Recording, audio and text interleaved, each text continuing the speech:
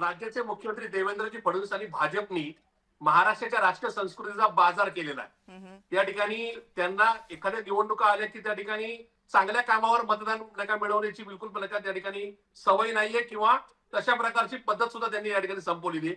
फक्त काय करायचं की दुसऱ्या पक्षातले नेते फोडायचे, दुसऱ्यांचा परिवार फोडायचा, दुसऱ्यांचा पक्ष पळवायचा, अशा प्रकारची घाणेरडी संस्कृती आणली. त्याच्यामुळं 2019च्या निवडणुकीला पवार साहेबांना ईडीची नोटीस पाठवण्यात आली.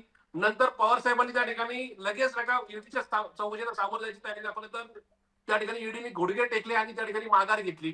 आता तसंच आहे की पुढच्या 2-2.5 महिन्यामध्ये महाराष्ट्राच्या तमाम नगरपालिका, महानगरपालिका, जिल्हा परिषद, पंचायत समितीच्या निवडणुका येऊ घालतात आणि मग महाविकास आघाडीचे प्रमुख म्हणून मान्य पवार साहेबांच्यावर घाला घालायचा हा घाणेरडा प्रयत्न या ठिकाणी माननीय सीएम आणि त्यांच्या पक्षाने केलेला आहे, असा आमचा थेट आरोप आहे.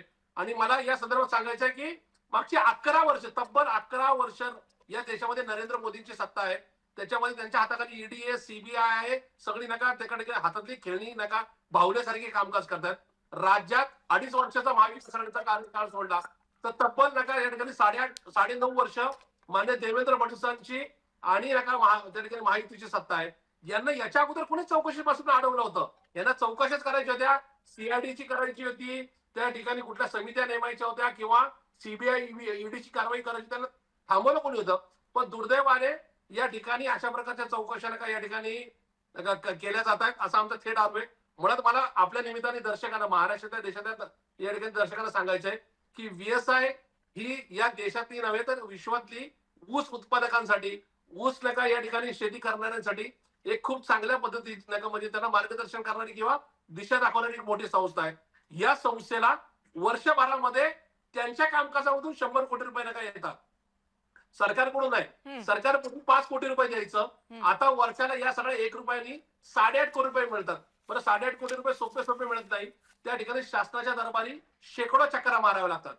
ही संस्था दरवर्षी शेतकऱ्यांसाठी नवीन नवीन दिशा देते. या ठिकाणी संकरित त्या ठिकाणी बियाणं असेल किंवा वेगवेगळ्या संदर्भामध्ये आणखी नका चांगल्या पद्धतीने ऊस नका कसा वाढेल किंवा ऊसाचा नका त्या ठिकाणी वजन कसं वाढेल या संदर्भात मार्गदर्शन केलं जातं.